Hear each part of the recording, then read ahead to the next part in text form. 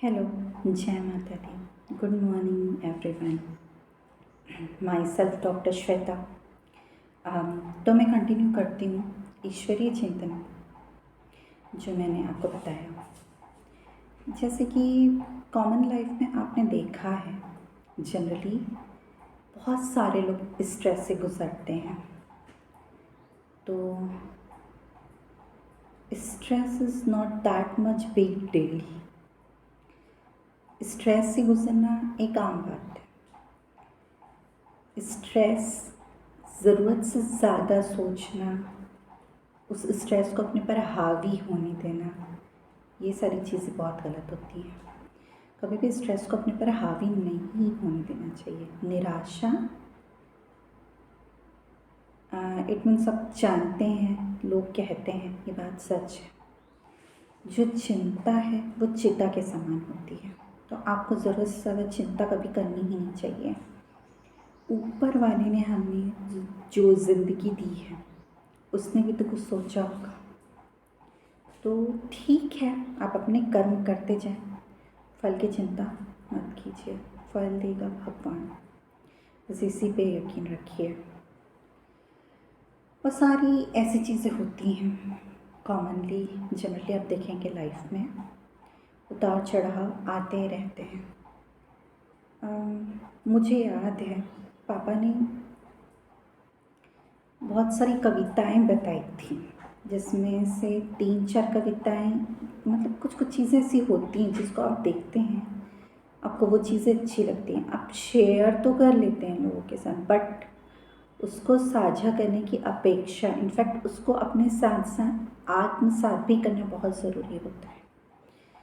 जब तक आपका सेल्फ कॉन्शियस अच्छा है, आत्म चैतन्य अच्छा है, आप उसको अपने अंदर आत्मसात करने की क्षमता रखते हैं, समझने की क्षमता रखते हैं, तो डेफिनेटली ये मान के चलिए आप अपनी लाइफ में, अपनी ज़िंदगी में कभी भी डिप्रेशन यानी निराशाजनक स्थिति, अवसाद, स्ट्रेस, इनके शिकार तो नहीं होंगे। तो इनके शिकार होने से बचने के लिए अपने अंदर की जो आत्मशक्ति है, आत्म चैतन्य है, आत्म चिंतन करने की जो क्षमता है, उसे बढ़ाना पड़ेगा।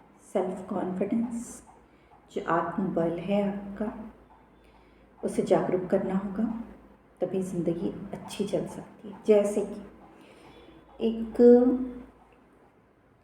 मुझे भी वो याद तो नहीं आ रहा है कि ये है किसकी रचना, आई थिंक शायद हरिवंश राय बच्चन जी की रचना है, अमिताभ बच्चन के जो पिताजी थे उनकी रचना है एक।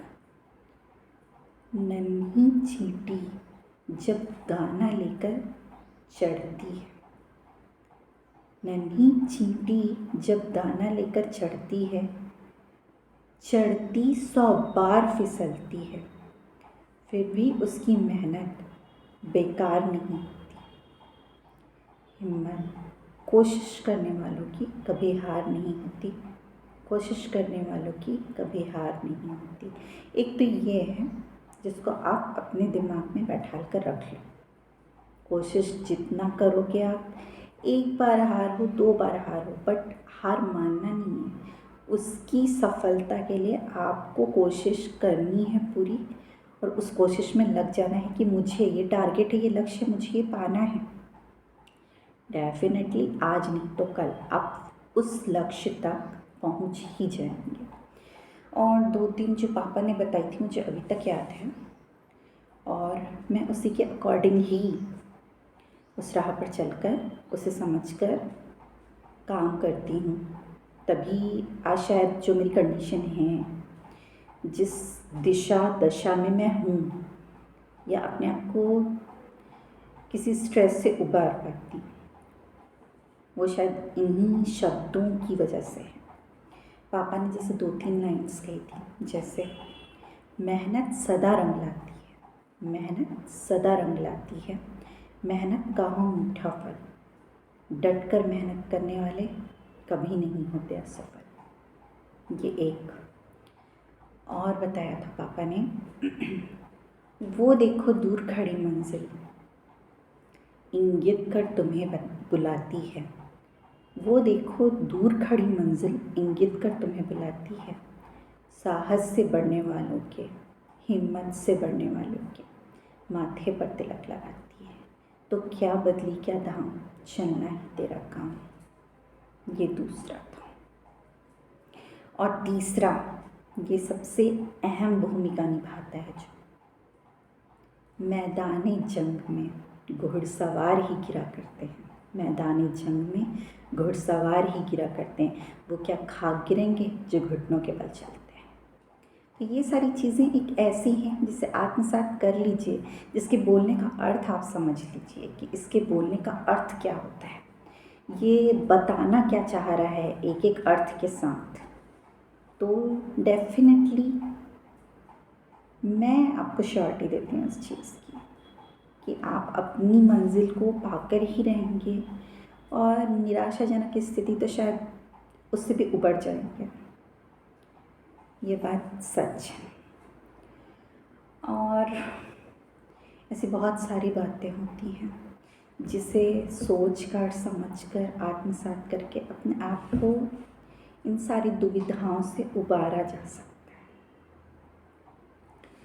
बस एक चीज़ का हमेशा ध्यान रखिएगा, आपके सेल्फ कॉन्फिडेंस, आपके सेल्फ रिस्पेक्ट यानी आपके आत्मसम्मान के ऊपर दुनिया की कोई चीज़ें नहीं होती और आप अपने आत्मसम्मान के ऊपर किसी भी चीज़ की वैल्यू नहीं करेंगे। बस आज के लिए आई थिंक इतना काफ़ी है। नेक्स्ट सेशन में और भी बहुत सारी चीज़ें हैं जो मुझे बतानी है, डिस्कस करनी है आप लोगों के साथ। तो अभी के लिए मैं आप लोगों से विदा लेना चाहूँगी।